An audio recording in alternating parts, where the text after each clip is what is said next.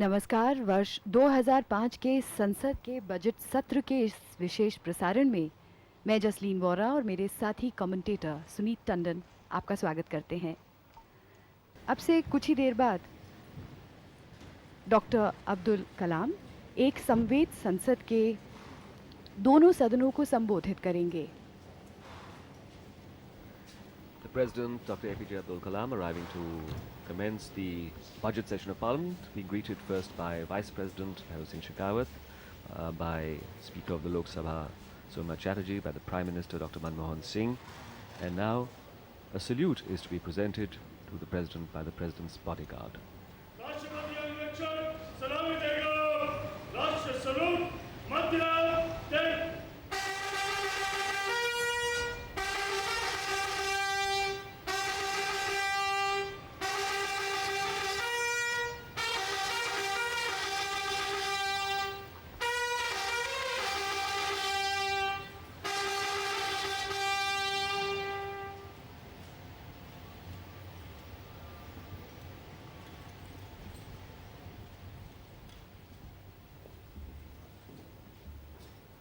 And this is the central hall of Parliament with one of the most magnificent domes in the world. The historic central hall where India was formally handed her freedom by the British, taken by the leaders of our freedom struggle, where Pandit Jawaharlal Nehru delivered his famous Tryst with Destiny speech, the hall where the Constituent Assembly of India met to frame our constitution, which declared us a democratic, sovereign, socialist republic. The President being taken in state on the red carpet towards the central hall, escorted by the Vice President, who is also the Chairman of the Upper House, the Rajya Sabha, the Speaker of the Lok Sabha, Mr. Somnath Chatterjee, and of course the Prime Minister and the Parliamentary Affairs Minister, Mr. Ghulam Nabi Azad. A little statue surrounded by flowers, a statue of a small little forest god sitting amidst nature, surrounded by beautiful flowers and a fountain. Just as no bill passed by Parliament can become an act until it's received the formal assent of the President, so too, whenever a session of Parliament commences in a new year, it is convened and first of all it is formally opened by the President coming to Parliament and addressing a sitting of members of both Houses of Parliament, both the Rajya Sabha and the Lok Sabha, sitting together in the Central Hall. And this is the formal inauguration of the budget session of Parliament 2005, a significant session where the Union Government will be presenting its budget as well. The railway budget will be presented and then the Union budget. The President chatting with the Speaker of the Lok Sabha. And now the formal procession into the Central Hall of Parliament.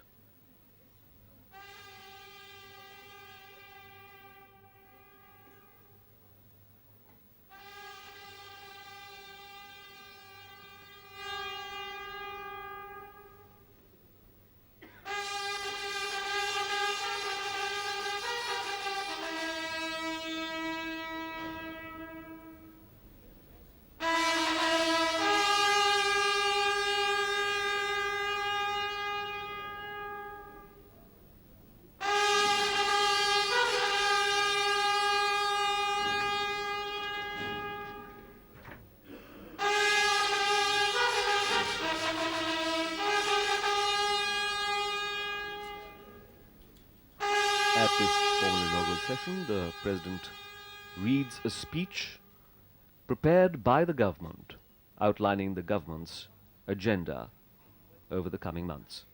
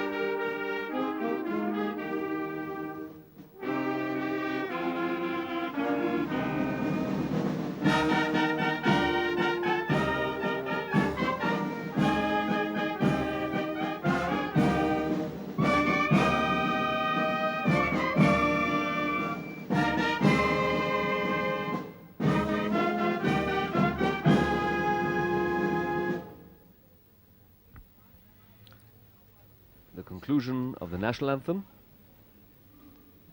And in just a short while from now, the President will address members of both Houses of Parliament to formally inaugurate the budget session.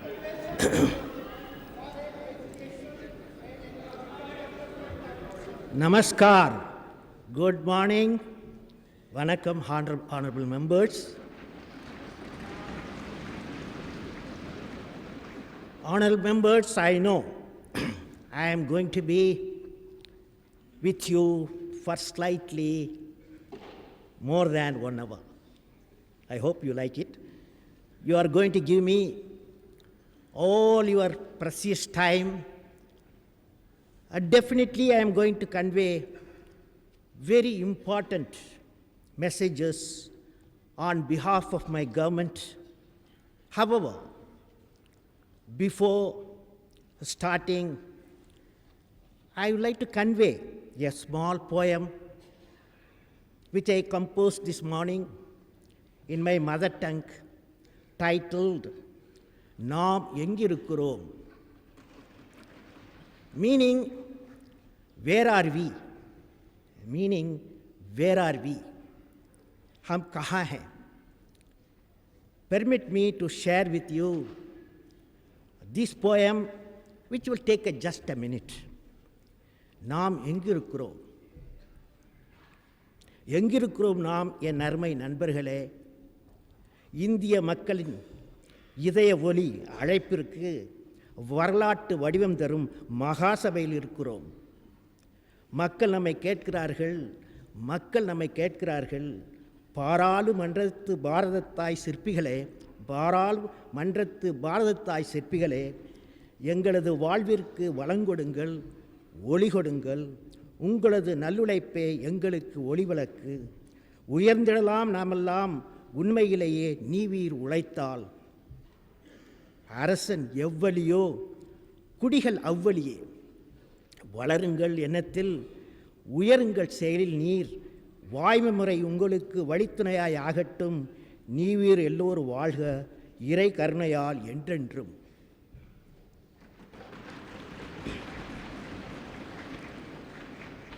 Friends, it means, where are we? Where are we now, dear friends, in the Mahasabha that shapes us history? The call of heartbeats of Indian people. People ask us,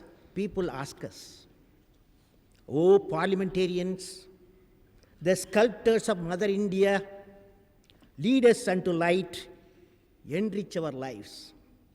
Your righteous toil is our guiding light. If you work hard, we all can prosper. Like king, so the people. Nurture great thoughts, rise up in actions. May the righteous methods be your guide. May you all prosper ever with Almighty's grace. Is the meaning of it.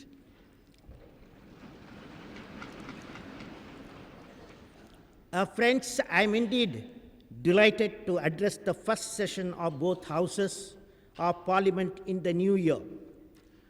My greetings to all of you. We entered the new year with mixed feelings. On the one hand, there were so many reasons for us to look forward to this year with hope and optimism. On the other hand, the entire nation was deeply moved by the tsunami tragedy. Induced by a major earthquake in the ocean bed near Sumatra on 26 December 2004, a tsunami wave hit the Andaman Nicobar Islands and the coastal areas of Tamil Nadu, Pondicherry, Kerala, and Andhra Pradesh. Our hearts reached out to those who saw their loved ones taken away by a killer wave that washed away the lives and livelihoods of thousands of our people. The entire nation shared the agony of those whose lives and livelihoods were destroyed by the disaster. Honorable members will agree with me, however, that silver lining to this dark cloud was the spontaneous response of our people coming to the aid of the victims in their hour of the need.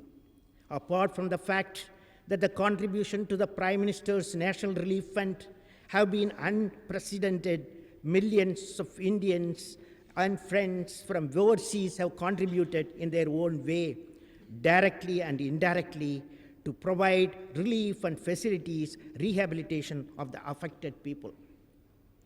I must place on record the nation's appreciation of the rescue and relief rehabilitation work undertaken by the state, local governments, the armed forces, and the non-governmental organizations. Given the nature of the disaster and the fact that this part of the world had not been visited upon by a tsunami in the living memory of anyone in this region, there was an element of surprise. This was compounded by the fact that the worst affected places were in the far-flung Andaman and Nicobar Islands. Yet, our response was quick.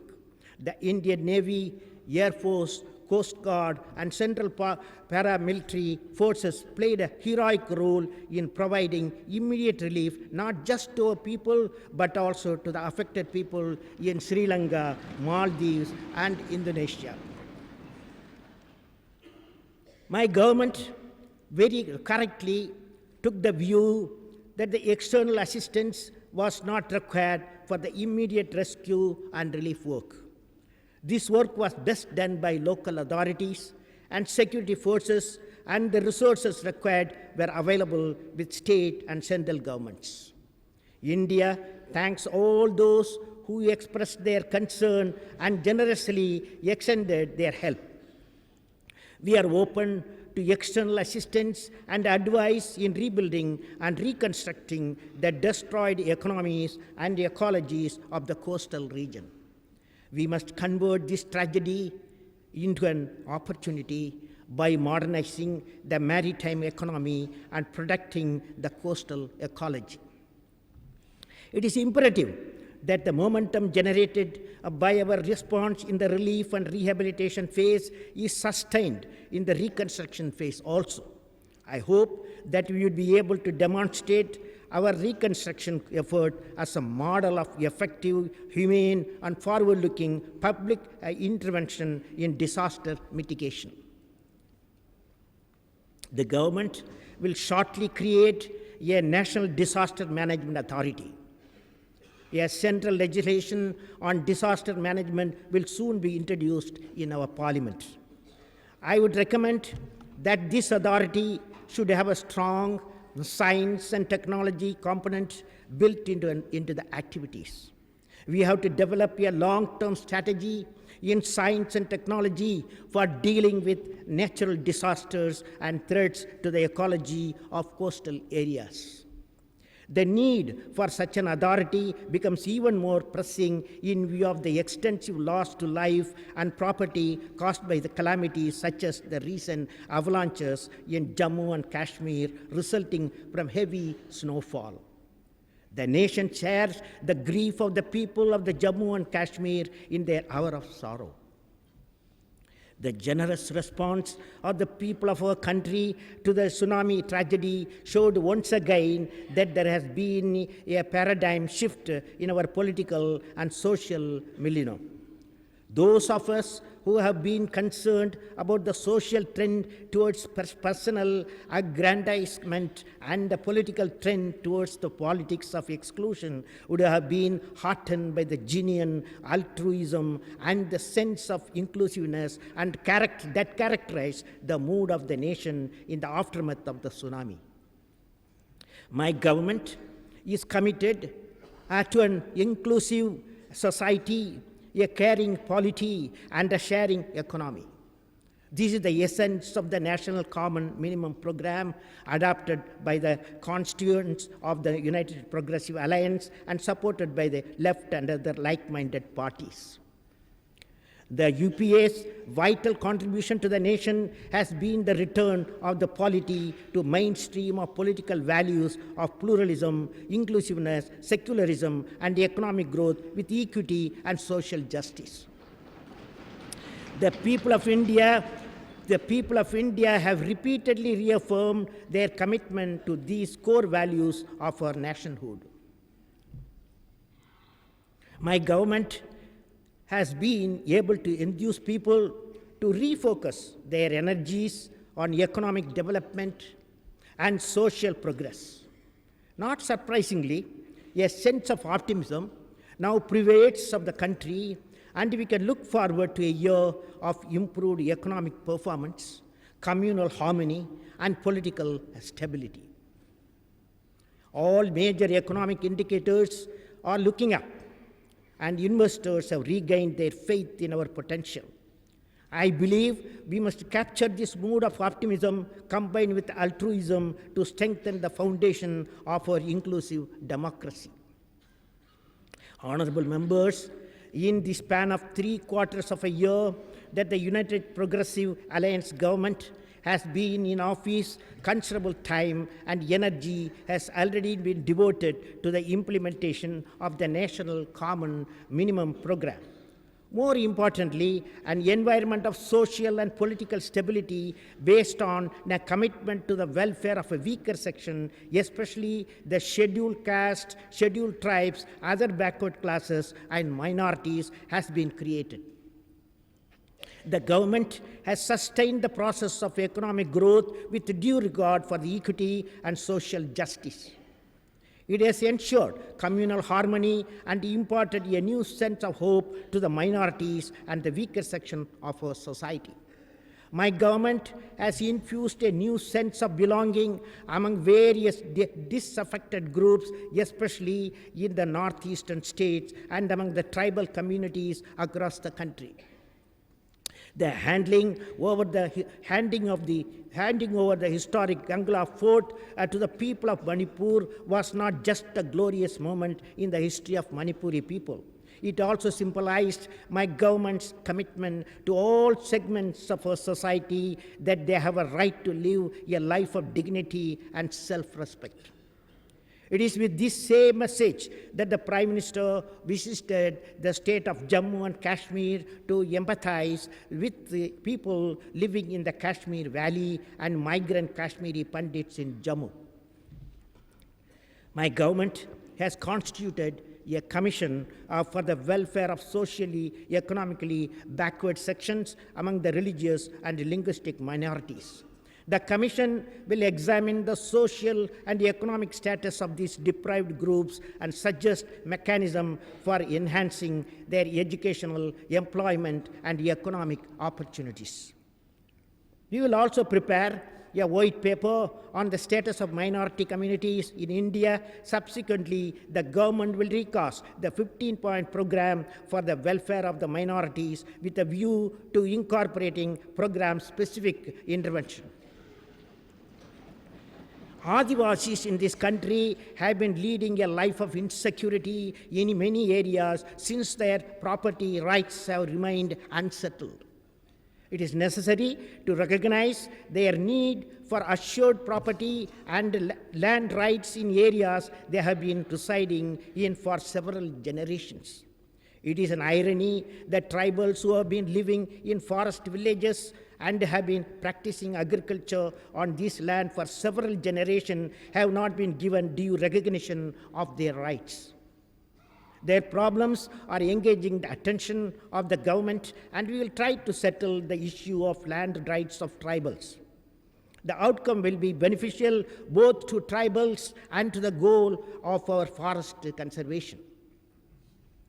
My government believes that it is a responsibility to ensure that the deprived sections of the society are given a fair deal.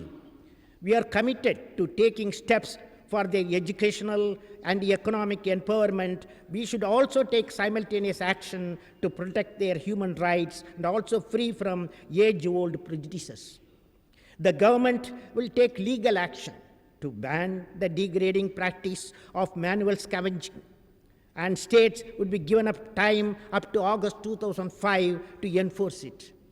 My government is equally committed to the upliftment and empowerment of physically and mentally challenged persons. It is absolutely essential that the deprived sections of our society benefit from the growth processes we have unleashed. The government has constituted a group of ministers to engage in a dialogue with industry to explore mechanisms for increasing employment opportunities for scheduled castes, scheduled tribes in the private sector. The government has introduced the reservation bill in Parliament, codifying all provisions on reservation in government. In addition, a committee of ministers of Dalit affairs has been formed to give a focused attention to all issues related to the welfare of Dalits. Honorable members, an important commitment of the National Common Minimum Program that the government has fulfilled has been to hold the price line. Owing to the impact of the weak monsoon as well as the steep increase in the international energy prices, the rate of inflation has gone up in the middle of last year. However, despite continued pressure on the oil price front, a judicious mix of economic policies and administrative intervention has helped bring the rate of inflation down. After rising about 8% in August 2004, the rate of inflation as measured by the wholesale price index has come down to 5%. The rate of inflation as measured by the consumer price index has declined and is significantly lower than the wholesale price index. My government is committed to reining the rate of inflation as it hurts the poor the most. The government's success in bringing the rate of inflation down has been the most important of the many pro-poor interventions. It has been able to make it in the past 9 months. The government will remain steadfast in its resolve to hold the price line and to protect the real incomes of the poor. The control of inflation forms a reassuring backdrop of the revival of investment and business activity in the economy. All macroeconomic indicators are looking up. On top of a year of a record growth of 2003-04, which was based largely on a recovery from the previous year's poor growth, the economy is once again poised to record close to 7% growth in 2004-05, despite a weaker monsoon and higher oil prices. The revival of investment activity and an increase in the rate of capital formations have contributed to an annual growth in 2004-05 of 8.9% in manufacturing output and 8.9% in service sector incomes. Despite a modest 1.1% growth in agriculture production on account of a weak monsoon, food prices have been under check. Foreign trade has been growing at a rapid pace, with exports rising 25.6% and imports by 37.7% in US dollar terms in the period April-January 2004-05. Investment, both domestic and foreign, has been rising and is a measure of the confidence of the investors in our economy. In order to accelerate investment and activity further by removing policy and operational constraints, the government has constituted Investment Commission.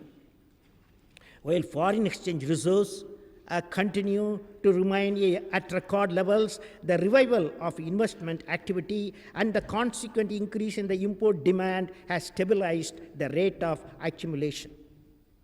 Overall, all macroeconomic indicators are robust and positive, and there is an air of optimism in the economy and the markets. My government will pursue policies that will sustain this recovery and accelerate growth moving forward on the twin roads of efficiency and equity while maintaining a high degree of fiscal and financial discipline. Honorable members, the core commitments of the National Common Minimum Program are the 7 priority areas of agriculture, education, employment, healthcare, infrastructure, urban renewal, and water. My government is committed to giving a new deal to rural India. This new deal involves, among other things, reversing the declining trend in investment in agriculture, stepping up credit flow to farmers, enhancing the public investment in irrigation and wasteland development, increasing funds for agriculture research and extension, creating a single market for agriculture produce, investing in rural health care, education, promoting rural electrification and rural roads, setting up of commodities futures market, and ensuring against risk of farming and rural business. One of the first steps that my government took in office last year was to effect a steep increase in credit flow to agriculture. The entire country was deeply distressed by the misfortune of several farmers in parts of the country, some of whom were driven to desperation and suicide. My government took several measures to address the distress of the affected families and undertook many initiatives to ease the flow of credit to farmers. A special package for doubling the agricultural credit flow in the next 3 years and for providing credit-related relief to the farmers was announced in June 2004. As against the targeted agricultural credit flow of rupees 105,000 crores for the year, as much as 99,240 crores have already been provided by the end of January 2005, amounting to nearly 95% of the target. To protect the farmers from the vagaries of nature and the uncertainties of the market, the government has taken several initiatives to provide farm and farm income insurance. The farm income insurance scheme that was being implemented for Rabi crops is since been extended to Kharif crops also. The modernization of the meteorological forecasting system will also contribute to improvements in our agriculture performance by providing more accurate forecasts of weather patterns. Horticulture is one of the areas identified for priority attention, for which a national horticulture mission is proposed to be launched. This initiative, the details of which will be outlined by the finance minister in his budget speech, has the potential of transforming the rural landscape, also our export profile of agriculture products. The problem of water availability and the utilization in the National Common Minimum Program. Water is a national resource. Water is a national resource. And we have to take an integrated view of our country's water resources, our needs, our policies, our water utilization practices. We need to ensure the equitable use of scarce water resources. I urge you and all our political leaders to take a national and holistic view of the challenge of managing our water resources. Friends, we need mass action for the conservation of water. People have demonstrated their capacity to take leadership in this area. My government proposes to promote water conservation and water harvesting in a major way through a people's movement. A current program for dryland farming and artificial recharge would provide technical support for such a mission, while the investment that is proposed under the wage employment program would provide the funds for a citizen and community-led movement for water conservation. Existing programs of watershed management would complement this effort, which would also be a watershed basis. This would address the issue of increasing water availability, especially in our arid and semi-arid regions. The government has proposed to launch a new scheme to promote micro-irrigation, including drip and sprinkler irrigation in rain-deficient areas. A public and private partnership is also crucial for the development of the agricultural sector, especially in rural infrastructure. The problems of seasonal flooding in the Brahmaputra Valley and the Gangetic Plains is engaging the attention of the government. To identify long-term solution and to harness the Brahmaputra and Barak rivers, the government has set up a committee to examine the feasibility of setting up a Northeast Valley Authority. Financial allocations for the Accelerated Irrigation Benefit Program have been increased. The Union Budget 2004-05 has taken steps to support water harvesting schemes for SC/ST farmers. Water management in all its aspects, both for irrigation and drinking purposes, will receive urgent attention. The government is also pursuing all water-related issues with neighboring countries in a spirit of cooperation. Agricultural research and extension will be another area of priority for my government. Funding for agriculture research is being stepped up. New centers of excellence will be promoted to increase the number of agriculture scientists graduate to enable the further modernization of agriculture. A new deal for rural India also requires revitalization of the institution of rural development. My government's commitment to grassroots democracy is reflected in the creation of a new Ministry of Panchayati Raj. In consultation with the chief ministers, the ministry has drawn up a 150-point action plan covering 18 aspects of Panchayati Raj. The government will actively involve Panchayati Raj institution in the implementation of development programs. The cooperative sector has also been an important instrument of agriculture development in our country.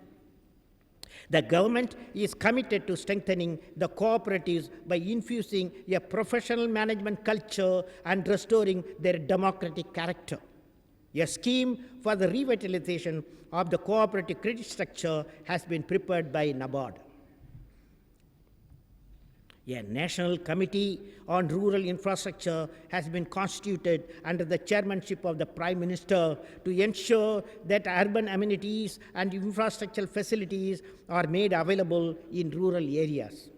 A rural electrification strategy has been drawn up to create a rural electricity distribution backbone and village electricity infrastructure. My government is committed to the objective of providing electricity to all villages in the country by the year 2009. The infrastructure gap between urban and rural areas has to be closed, and employment, livelihood, and investment opportunities have to be made available in rural areas. This will also discourage distress migration to the towns that has imposed enormous pressure on urban infrastructure. We must improve rural roads, schools, and healthcare facilities and public services in a planned manner. There are many other initiatives that my government has taken that will greatly benefit the agrarian economy and people living in the rural areas. These include programs and policies aimed at strengthening and modernizing the rural infrastructure and improving rural health and education. Taken together, all these initiatives constitute a major developmental thrust for our agrarian economy. That India lives in its village may be a worn-out cliche, but it is a reality that we must constantly remember. Until our citizens living in rural India, especially the farmers and the weaker sections, are economically and socially empowered, India cannot shine. My government wants India to shine, but it must shine for all. Honorable members, a second area of special attention for my government is employment.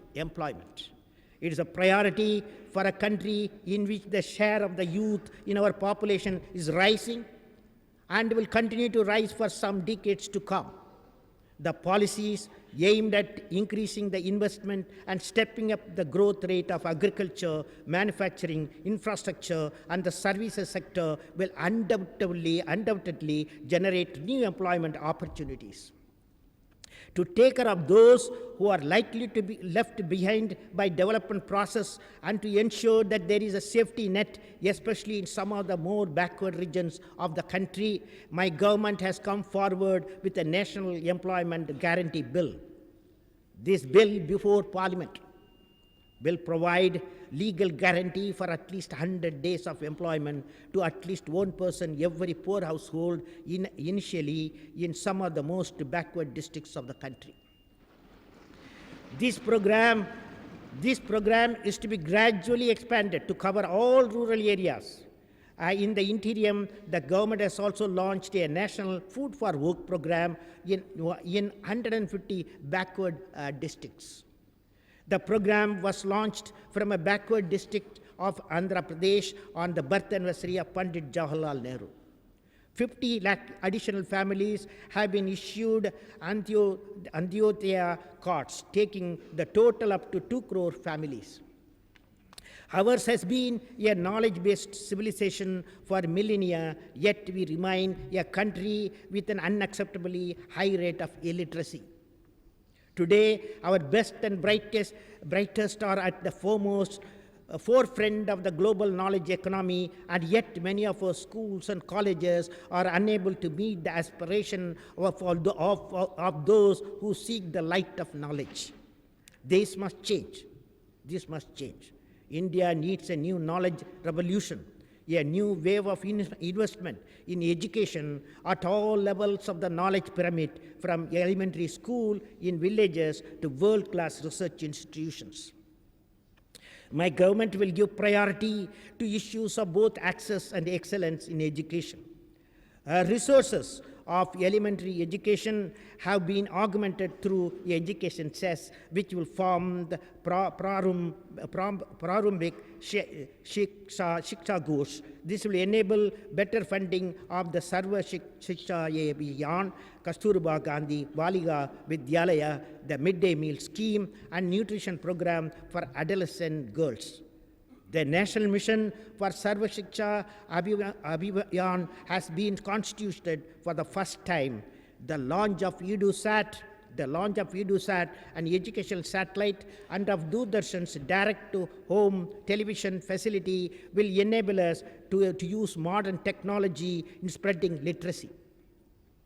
My government has also given a special attention to the educational development of scheduled castes, scheduled tribes, and minorities. The National Commission for Minority Educational Institutions has been established to safeguard the interest of the institutes of higher learning set up by the minorities. The universities of Allahabad and Manipur are being given the status of central universities, and a special grant has been given to Jamia Millia Islamia. The government has also sanctioned an Indian Institute of Management for the Northeast and has agreed to aid faculty development at Kashmir University. These are some of the first steps taken by my government to improve the educational system. Much more needs to be done, will be done. We need a modern educational system that promotes secular values and creates concerned, committed, and competent citizens capable of meeting the challenges of 21st century. We must inculcate in our people greater curiosity about the world around us and promote a scientific temper. The future of our great nation depends on the equality and content of our educational system. The government has already announced the intent to set up a National Knowledge Commission to give India knowledge edge in the 21st century. This Knowledge Commission will have 5 prongs: increasing access to knowledge for the public benefit, nurturing the knowledge concept in universities, knowledge creation, science and technology laboratories, promoting application of knowledge in our business and industry, and using knowledge to improve service delivery to the government. The development of basic science and technology will receive the government's highest priority. The government is committed to the promotion of public-private partnership in R&D, especially in biotechnology, space and defense technologies, and to increase funding for frontier areas of scientific and technological research. Another priority area for policy action in healthcare. A major commitment of the government is to increase the spending on public health from the percentage level of 0.9% of the GDP to 2% over the next 5 years, and to improve the delivery of primary health services, especially in rural areas for poor people. My government proposes to launch a national rural health mission, which will be based on a district-based planning and management model of healthcare delivery with the investment of Panchayati Raj institution. This decentralized model of health management will for the first time enable localized solution to health problems and hopefully will lead to the goal of health for all. Honorable members, my government will also pay special attention to the development of urban infrastructure and making our towns and cities more livable. For a country where more than a third of the population lives in urban areas, it is time to focus on the task of providing world-class infrastructure and access to basic amenities in towns and cities. This will enable our cities to play the role of magnets of economic growth effectively. A proposed mission on urban renewal will address this need. A key priority area for my government is infrastructure. If the government's objective of enabling the economy to log 7% to 8% growth over the next decade has to be realized, the country will require a massive investment in infrastructure. There is an urgent need to increase public and private investment in power, roads, railways, ports, and inland waterways, civil aviation, and housing.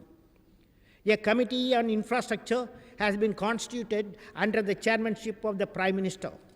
Our economy requires at least $150 billion worth of investment in the infrastructure sector over the next decade to catch up with the East Asian neighbors. The Committee on Infrastructure has already laid down a roadmap for a new civil aviation policy that will improve aviation services, promote domestic airlines, modernize civil aviation infrastructure, and offer consumers wider choice. The adhocism and lack of transparency that characterized civil aviation policy in the past has been replaced by a transparent, forward-looking policy framework that will encourage new investment in this sector. The government has decided to grant greater autonomy to the National Highways Authorities of India, while taking steps to make more professional and efficient the rate of completion of road construction under the National Highways program, especially the Golden Quadrilateral and the North-South, East-West corridors has been speeded up. The government will encourage public and private partnership in all infrastructure projects. Special focus will be given to improving railroad connectivity in the northeastern region. My government is in the process of setting up an appropriate mechanism for this purpose. Road and rail development in Jammu and Kashmir will also be accorded a higher priority with the upgradation of several historic links such as Mughal Road. The success of our telecom policy over the past decade has demonstrated that the benefits of pursuing a liberal policy in the infrastructure sector. The beneficiary of such a policy will, in the final analysis, be the consumer. My government plans to increase India's tele-density from a lowly 8.4% today to more than 20% by 2008. The priority will provide both voice and data transmission connectivity in rural areas. The broadband policy announced recently would enhance the internet connectivity with increased speed. This in turn would help our rural areas to take advantage of the benefits of e-governance, e-education, e-health. The digital divide between rural and urban areas must be bridged expeditiously, since it is possible for us to leapfrog into next generation information technology. The national electricity policy adopted by my government will encourage a new investment in the sector, while ensuring that the interest of the consumers, including rural consumers, are also served. The success The success of the interinstitutional group in facilitating the financial closure of 11 private power projects with an aggregate capacity over 4,000 megawatt, envisaging a funds of commitment over rupees 13,000 crores, augurs well for a future investment in this sector. The initiatives of my government have significantly boosted the confidence of a private promotion and financing institution in the reiterating their commitment to fund viable private power projects. The public response to the sale of the government equity in the National Thermal Power Corporation, along with the issue of fresh equity bids through an initial public offer in November 2004, bears a great promise for policy initiative in this area.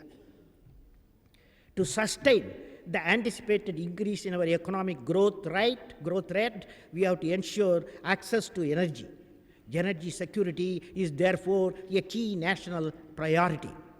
My government has taken several steps, both in economic and diplomatic, and to enhance India's energy security. Public sector undertakings have a key role to play in facing competitive challenges, both domestically and internationally. There's a need for the PSUs to leverage their strengths in their respective areas of core competence to optimally fulfill the key role envisaged for them in promoting the national objectives of energy security, accelerated growth rate, and sustained economic development. With this in view, an advisory committee on synergy in energy has been constituted. My government launched the fifth round of new exploration licensing policy on 4th January 2005, providing attractive investment opportunities for companies to explore oil and gas. In addition, my government will give the highest priority to developing strategies to enhance our capabilities in harnessing alternative sources of energy for our long-term energy requirements. Honorable members, while these 7 areas of concern to our people will receive the priority attention of the government, emphasis will also be placed on their important sector, especially modernization and development of our manufacturing and services sector. The decline in the share of manufacturing in national income in recent years is a matter of concern. My government has set up a National Manufacturing Competitiveness Council to increase the productivity of our manufacturing sector, which is vital for maintaining its competitive position in the world where trade barriers are being removed. My government will give high priority to the acceleration of industrial development at home. There are immense opportunities in a wide range of manufacturing industries, including textiles, garments, automobiles, auto components, leather, and pharmas that will be tapped. This will receive the special attention of my government. The end of multi-fiber agreement opens a new opportunities for external trade in the textile sector that the Indian industry must tap. The government will take all necessary steps and reforms to encourage investment in this sector. India has enormous advantages in the textile sector, both traditional and modern, and must regain its preeminent position in the world market. The revamping of the Khadi and Village Industries Commission should also help in encouraging the growth of the much neglected handloom sector. My government will encourage the modernization of handlooms and promote their design and marketing capabilities. The plight of the weavers has been engaging a public attention for quite some time, but not enough has been done in this regard. My government proposes to focus on improving the situation of weavers through a time-bound program spanning the next 2 years, to be called the 2 years for the weavers. 2 years for the weavers. Under this program, traditional looms would be replaced. Design capability would be improved for value addition, and weavers given access to new technology, credit, and markets. Professionals would be incentivized to connect Indian weavers to premium markets, where Indian handloom still commands upmarket attention. The biggest challenge in promoting the growth of the manufacturing sector is to promote Brand India, the Made in India label. Over 90% of our labor force is in the informal sector. My government will set up an appropriate institutional and regulatory mechanism to ensure their welfare. While striving for improved social and protection, we must also not lose sight of the need of augment employment opportunities through a judicious mix of incentives and regulation. A national commission has been appointed to examine the problem of enterprises in the unorganized informal sector and to make recommendation on providing technical, marketing, and credit support to small and tiny enterprises and self-employed persons in this sector. Based on the recommendation of this commission, we will design appropriate program to ensure that the informal sector blossoms not only in economic performance, but also on a provider of employment opportunities. A board for reconstruction of a public sector enterprises has been set up to devolve full managerial and commercial autonomy to successful public sector companies, while at the same time working out solution to the problems of loss of making ones. Honorable members, economic development and the welfare and social economic empowerment of our people are my government's topmost priorities. There are, however, forces at work that are inimical to the realization of these objectives. My government is determined to deal with all such threats to peace and national security.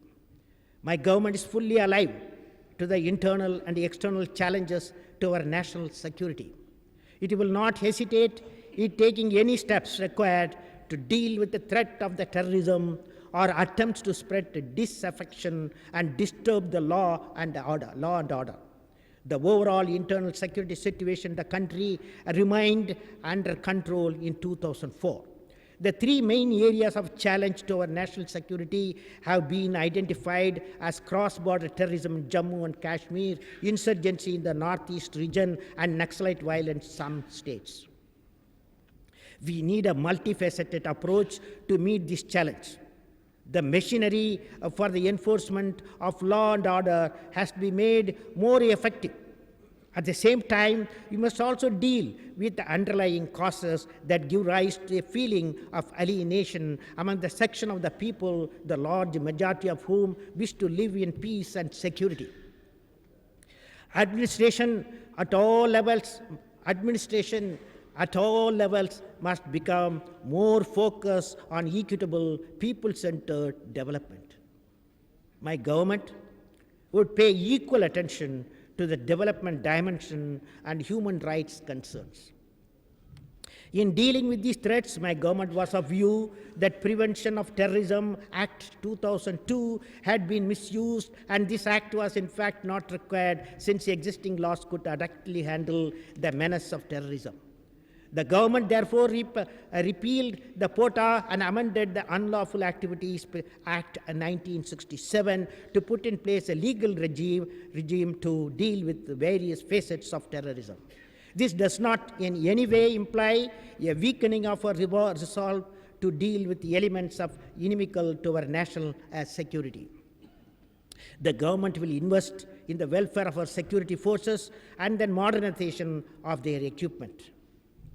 Friends, my government is committed to paying equal attention to the genuine concerns of the people and redressing their grievances.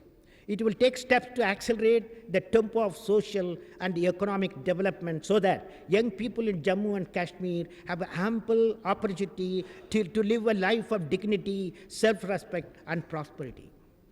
In pursuit of peace and normalcy, my government has repeatedly expressed its willingness to talk to any group, provided they abjure the path of violence. Cross-border terrorism remains a potential threat to both in our west and east, even though there has been a decline in the number of terrorist attacks in Jammu and Kashmir in recent months. The infrastructure of terrorism has not been dismantled across the border. The government has accorded topmost priority to the erection of fencing on the India-Bangladesh border to contain infiltration, smuggling, and other anti-India activities from across the border.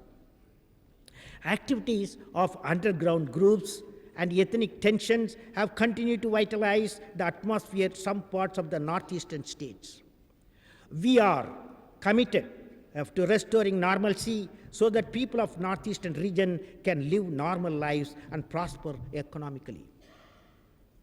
My government is willing to engage any group adjuring violence in meaningful dialogue. It is with this spirit that the government is engaged in a dialogue with various groups in northeastern states. Our government will pay adequate attention to accelerating the pace of development in the northeastern region and to ensure that this development takes into account their legitimate aspirations. The economic development of Jammu and Kashmir and of northeastern states will receive the special attention of my government. The government has prepared a plan for the reconstruction and development of the state of Jammu and Kashmir. The infrastructural components of the plan would revitalize the state's ailing tourism industry, create new capabilities, and generate employment opportunities. The successful implementation of the proposed projects would require improved governance, transparent and corruption-free administration, peace, security, the rule of law, fiscal responsibility, and the economic pricing of public utilities. To guide the economic development of the northeastern state, the Northeastern Council is being rejuvenated and expanded. My government is pleased by the favorable response of the people of Manipur to its decision to constitute an independent group to examine the provisions of the Armed Forces Special Powers Act. This group will recommend whether to modify the existing act or replace it with more humane law to address the requirement of national security while respecting the human rights of our people. The region needs a new agenda of hope. The doors of the government are always open to all groups who are committed to the economic upliftment and the social and political empowerment of the region. There is no issue, no grievance that is so intractable that it cannot be resolved through a patient, constructive dialogue. This is the only possible way forward. Our democratic system is open enough and flexible enough to welcome the participation of all shades of opinion. In the final analysis, power in India can only flow from the ballot box, never from the barrel of a gun. My government also remains firmly committed to ensuring communal harmony. The National Integration Council has been reconstituted. A model comprehensive law to deal with communal violence is on the anvil. My government will deal resolutely with any attempts to spread communalism, disturb law and order, and deny a life of peace and security to any citizen. The menace of Naxalism is posing a threat to peace and security in many parts of the country. Each state government will have to devise means to deal with this threat by distinguishing between the genuine demands of the downtrodden and the nefarious designs of anti-national elements. My government is committed to the welfare of all weaker sections and will encourage the dialogue with all political forces interested in promoting the welfare of the people in peaceful manner. However, it will deal effectively with any group challenging the constitutional authority of a democratically elected government and also resorting to the use of arms. Honorable members, modernization of armed forces is one of the priority areas of the government included in the National Common Minimum Program. There has been an increase in the allocation of funds for modernization of the armed forces. Modernization projects of the Army, Navy, and Air Force are well in hand. A number of new projects for induction of various equipment and weapon systems are in progress. In the Department of Defense Research and Development, 3 prototypes of light combat aircraft Tejas are undergoing flight testing, and have completed 307 test flights, including supersonic flights. The integrated electronic warfare system, Samyukta, has been successfully evaluated and accepted by the Army. Sangraha, has an electronic warfare system for the Navy, has been accepted and production orders placed. The Nag third generation anti-tank missile and Akash surface-to-air missile have undergone a successful flight test. The supersonic cruise missile BrahMos, a joint venture program with Russia, has been successfully tested for the anti-ship role and is ready for induction. The main battle tank Arjun has been successfully inducted into the Army. As announced in the Common Minimum Program, a separate Department of Ex-Servicemen's Welfare has been created in the Ministry of Defense. The department would give a special focus and thrust to ex-servicemen's welfare. A Ministry for Overseas Indian Affairs has been created to give focused attention to issues related to the large diaspora of persons of Indian origin in different parts of the world. My government is committed to the reforms of government and making it more transparent, responsive, and efficient. A model code of good governance for public servants is being drawn up as a part of a comprehensive reform of administration and administrative procedures. The government will set up an administrative reforms commission to prepare a blueprint for revamping the public administration system. The enactment of the Right to Information Act will empower the citizens and oblige authorities to be more transparent. As a part of the government's efforts to enhance the quality of governance, a number of new initiatives are proposed to be taken to ensure the government functionaries at all levels are properly trained to discharge their responsibilities and citizens have an effective mechanism for grievance redressal. Honorable members, my government's foreign policy is based on the centrality of a national interest in the context of our external relation and the pursuit of economic interest. The government has taken important initiatives keeping in mind the imperative of retaining our freedom of options, remaining alive to our concerns. The government's efforts have contributed in making the international environment for India's development more secure. We have articulated our position and views clearly so that India's foreign partners have a better appreciation of logic of our position on issues of importance to us. My government has accorded primary attention to relations with our neighboring and strengthening SAARC. It is my government's earnest desire to work with all our neighbors to create a neighborhood of shared prosperity and peace. We will reform the importance we attach to realizing the potential inherent in SAARC at its forthcoming summit meeting. Our approach to our neighbors is founded on the conviction that the people of our region have a desire for enhanced cooperation, overcoming perceived barriers and inhibitions. Our effort will be to consolidate and expand traditional friendship while we work to nurture newer partnership.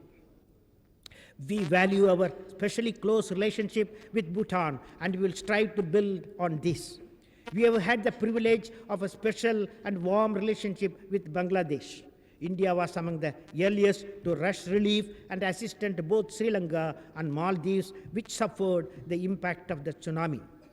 This area, while we ourselves were coping with the effects of the tsunami in our coastal area and assessing the extent of our damage, demonstrates the importance we attach to this relationship and our commitment to good neighborly ties. The comprehensive economic partnership agreement with Sri Lanka will further deepen our economic cooperation. President Karzai's recent visit will strengthen our participation in Afghanistan's reconstruction efforts. Our relations with Pakistan are of utmost importance in our endeavor to create a neighborhood of peace, stability, and prosperity. We are engaged in a serious dialogue with Pakistan, have taken several initiatives in furtherance of that. in proposing a range of steps, including confidence-building measures that may be taken in the near term, leading up to longer-term economic cooperation, we are responding to the felt desire of our peoples. However, the process of normalization is critically dependent on Pakistan fulfilling its assurance that it would end its support to terrorist activities. India-Pakistan process was recently taken significantly forward. An agreement was reached to start a bus service between Srinagar and Muzaffarabad. It was also agreed in principle to start bus services between Lahore and Amritsar, including to religious places such as Nankana Sahib. Pakistan also agreed to work towards early restoration of Gorakhpur to Munapao rail links. These measures would enhance people-to-people contacts, which have also provided valuable support to the present process. Our relationship with Nepal will continue to receive high priority and remains our view that problems of that Nepal faces today can only be addressed by a constitutional monarchy and multi-party democracy working together harmoniously on the basis of a national consensus. India has expressed grave concern following the dissolution of the multi-party government, declaration of an emergency, and the arrest of political leaders by His Majesty, the King of Nepal, on February 1, 2005. We greatly value our relations with major economic partners. India-US relations are on a steady course as they draw on the enduring affinity between our two countries as democracies and strategic partners.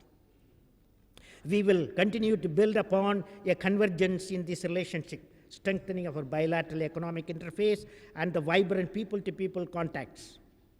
Our ties with the European Union and its 25 member states have expanded steadily, and on our part, we will work to add momentum to the strategic partnership on which we have embarked, including at the next India-EU summit in New Delhi this year. We value our time-tested and strategic partnership with Russia, while was strengthened by the recent visit of the President of Russian Federation. The depth of our cooperation illustrates the priority we attach to the deepening and consolidating this important relationship. My government has sought to accelerate our dialogue and engagement with China, and we look forward to the visit of its premier as an important bilateral landmark. The Look East policy has substantially strengthened our linkages with Japan, the member countries of ASEAN, and the Republic of Korea. We expect the forthcoming visit of Prime Minister of Japan to be a significant event in our bilateral ties. Our relationship with the ASEAN has taken a new dimensions, and we hope to realize its huge potential. India's effective presence at the ASEAN Summit in November 2004 and the success of the first BIMSTEC Summit in July 2004 helped us to forge closer links with Eastern neighbors. The convergence of our foreign policy and our domestic needs is striking in the context of our energy security. My government will give full importance to synchronizing our diplomatic activity with our need for energy to fuel our development needs. Our established and traditional interest in West Asia, the Gulf and proximate regions, including the substantial presence there of our citizens, shall continue to be reflected in our interactions. We remain committed to the efforts of the international community in finding a just and durable solution to the problems that have faced the Palestinian people, so that they may achieve a state of their own. At the same time, we attach high importance to our friendly relation with Israel, which we hope to strengthen and diversify. The forthcoming 50th anniversary of the Bandung Conference will be an important occasion to recall an historic initiative taken at the time when the process of decolonization was starting to gather strength and which prefigured the values of the non-aligned movement. In this spirit, we will continue to pursue the comprehensive exercise to broaden the range of our relation with our countries in Africa and Latin America on which we have embarked. We will also reaffirm our commitment to the values of the Commonwealth at its summit meeting in November this year. This year, we also mark the 60th anniversary of the end of the Second World War and the founding of the United Nations organizations. It is our firm belief that the problems that confront the world today are the truly global and are problems without borders which call for collective approaches. We will play an active and constructive role in all deliberation of the global concern. There's a growing recognition of India's legitimate aspiration to play a larger role in the UN consistent with our status and strength. We attach importance to the process of reform of the United Nations as a part of the necessary renewal of the organization, and we intend to articulate forcefully our aspiration to permanent membership of the UN Security Council. Honorable members, this is the year of many anniversaries. This year, we celebrate the Platinum Jubilee of Dandi March and the Salt Satyagraha launched by Father of our nation, Mahatma Gandhi. I hope the entire nation will recall the spirit of idealism and self-sacrifice that characterized this high noon of our freedom struggle. With nothing more than the salt of our own land, Gandhiji made colonial rule unacceptable in non-violent manner that captured the imagination of the entire world. In commemorating the Salt Satyagraha, every Indian must rediscover the pride in our quest for freedom and self-respect and recapture the confidence shown by our forefathers who won us liberation from the colonial rule. We have come a long way in these 75 years. Today, India stands tall in the Committee of Nations as an independent republic committed to the principles of freedom, secularism, pluralism, and the welfare of all.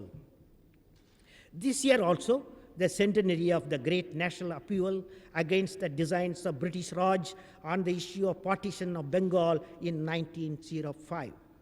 My government salutes the contribution of Gurudev Rabindranath Tagore and other leaders of the national movement who opposed the heinous attempt of Lord Curzon to divide Bengal. We acknowledge with gratitude the leadership and commitment of national leaders and Gurudev Tagore in uniting people, strengthening communal harmony, and protesting against the partition, which was later on withdrawn by the British Raj due to the massive mobilization of the people. Recently, the country celebrated the 150th anniversary of the India Post. In a fitting tribute to the India Post, the government recently took initiative to market the .in domain. I hope honourable members who have their own websites will now switch to the .in domain. This year marks the 125th birth anniversary of the renowned writer Premchand. He not only introduced the Hindi and Urdu prose, a new genre of writing that endeared him to generations of Indians, but through his prose placed the plight of the ordinary Indian, the Aam Admi, at the core of our concerns. I hope Premchand will be rediscovered in every school by every child across the length and breadth of our vast republic. The year 2005 marks the 50th anniversary of the death of Albert Einstein and the 100th anniversary of what is often called his annus mirabilis. That was the year when a 26-year-old patent clerk published 3 of his 4 greatest works, including the theory of relativity. My government will celebrate Einstein's anniversary by paying special attention to basic sciences in our schools and colleges, modernizing and reforming our institution of science, and above all, rededicating itself to the spread of scientific temper. I am sure honourable members will join me in expressing our admiration for the energy, enthusiasm with which our young women and men are participating in an increasing range of sports and winning laurels for the country at home and abroad. I believe this augurs well as we prepare to host 2010 Commonwealth Games and stake our claim to host the 2018 Olympics. This government had promised, my government has promised, a new deal to rural India.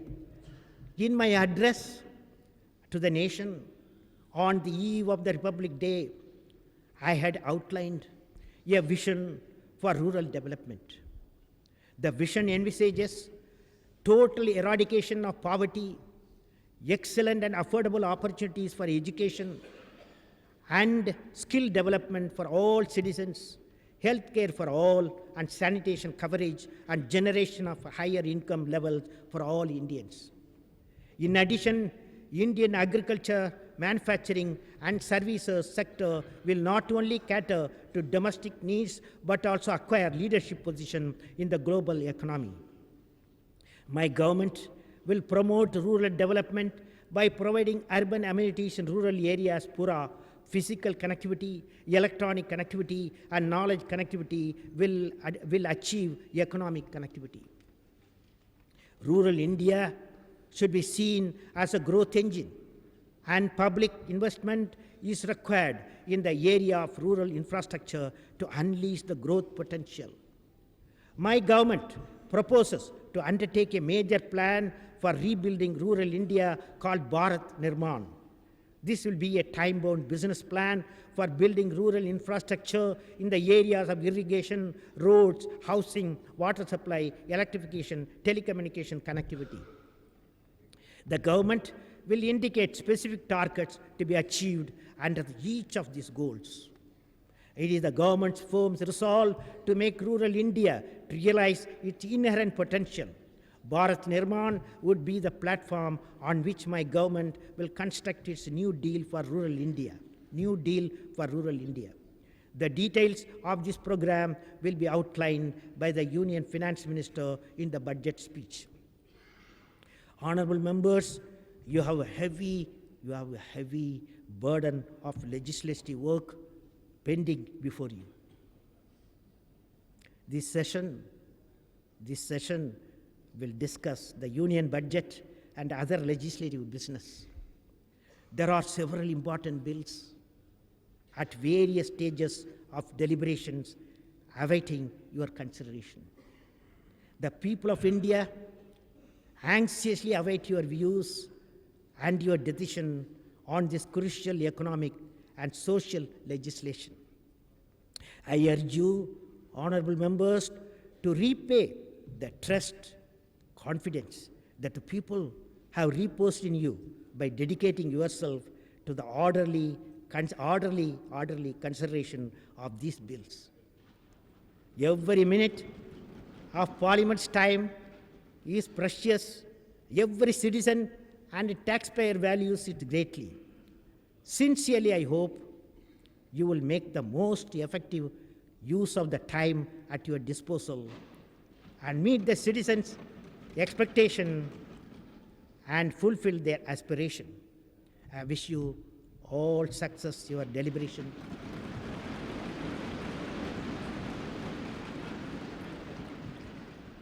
खत्म करता हूँ अब दुआ पे कलाम। तुम सलामत रहो हजार परस, हर परस के हो दिन 50,000। जय हिंद।